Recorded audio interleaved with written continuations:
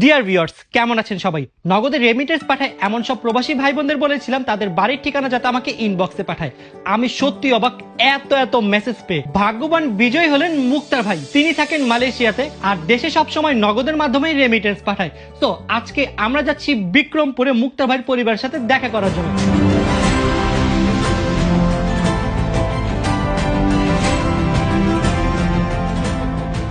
আসসালামু আলাইকুম রাকিব ভাই। ওয়ালাইকুম সালাম, কেমন আছো?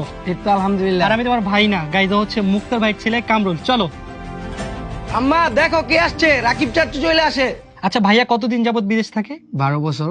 লাস্ট কবে দেশে আসছিল? 3 বছর আগে। খারাপ লাগে না? জি অবশ্যই, খারাপ তো লাগবেই। আমারই তো, মানে আমার আব্বু যদি একদিন বাসে না আসে তখনই অনেক বেশি খারাপ লাগে।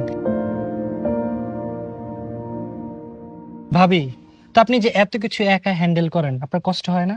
অবশ্যই কষ্ট হয়, আর কষ্ট না করলে তো কেষ্ট মিলে না। আমার সন্তান কিভাবে ভালো থাকবে, পড়াশোনা করবে, জীবন লাইফে কিছু করতে পারবে, এর জন্য তার বাইরে প্রবাসে থাকা। আমার 2 মেয়ে 1 ছেলে, আর বড় মেয়ে বিয়ে দিছি, তো উনি থাকতে পারেন না। সবাই পরিবার পরিজন নিয়ে আমার ভাসুরা জালেরা ভিডিও করছে, তখন আমার অনেক খারাপ লাগছে যে তার বড় মেয়ের বিয়ে দিল, উনি থাকতে পারলো না। তারপর ছোট মেয়ে যখন 1.5 বছর তখন গেছে 2013 সালে। তো পরিবারকে সুখে রাখার জন্য, ভালো রাখার জন্যই গেছে। ভাবি মন খারাপ করে না।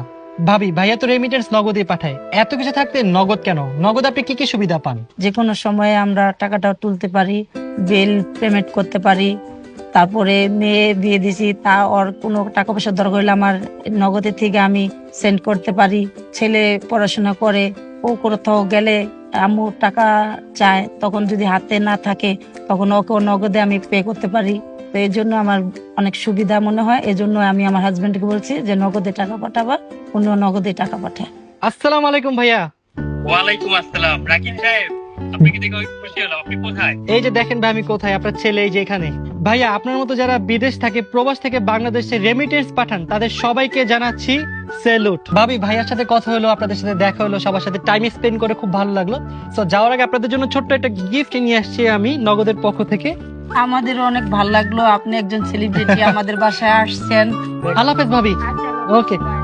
আজকের দিনটা খুবই ভালো কাটলো মুক্তার ভাই এবং তার পরিবারের সাথে। দেশে পরিবারকে ভালো রাখতে এবং নিজেরা ভালো থাকার আশায় তারা পরিবার ছেড়ে হাজার মাইল দূর থেকে দিনরাত কাজ করে যাচ্ছেন, আর তাদের কষ্টের অর্জিত টাকা দেশে পাঠাচ্ছেন নগদের মাধ্যমে। তার মতো সকল প্রবাসী ভাই বোনদের আমার পক্ষ থেকে স্যালুট।